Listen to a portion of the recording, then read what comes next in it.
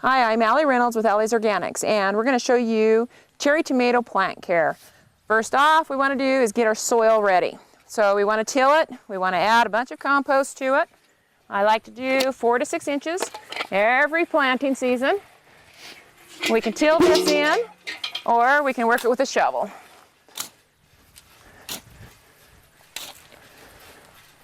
Just smooth that guy out. And of course we need a cherry tomato. This one is called Ghost Cherry Heirloom.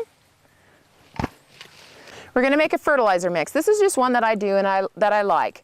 It's a bone meal, green sand, and neem seed. Phosphorus, potassium, and nitrogen. Just equal parts, just whatever you're going to be needing. You could also use just an all-purpose fertilizer. Okay, first off, we're going to dig ourselves a trench. Gives it a good start if we do a trench.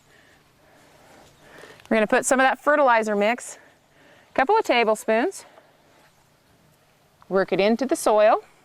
We can go a little bit deeper right there.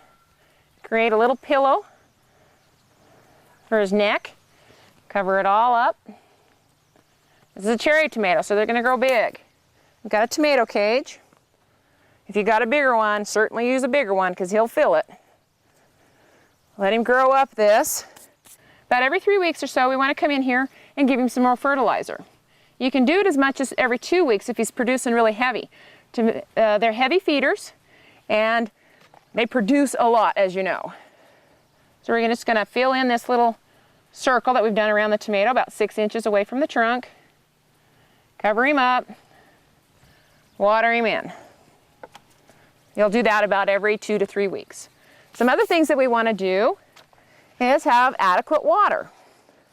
So what I've got here is a drip tape. It emits water every 8 inches. So it's going to let the water go directly down to the roots, not get the leaves itself. Give it a good deep watering. Keep the soil moist but not soggy. As he grows up, you don't really need to prune these guys because they just go kind of wild anyways, and that's why you want a nice big cage. Like I said, something bigger than this. Depending on the type of soil you got will depend on how much water you actually give this guy. Like I said, you just want it to be moist. You don't want it to be soggy.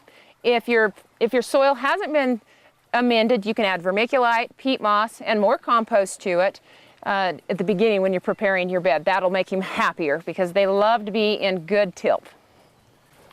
So this guy's already starting to get a few blossoms on him, so we're looking at maybe 30 days or less before we start getting a few little tomatoes on this guy. He'll go all the way through the season until frost, and great for salads, great for munching on when you're in the garden. There's some tips for you.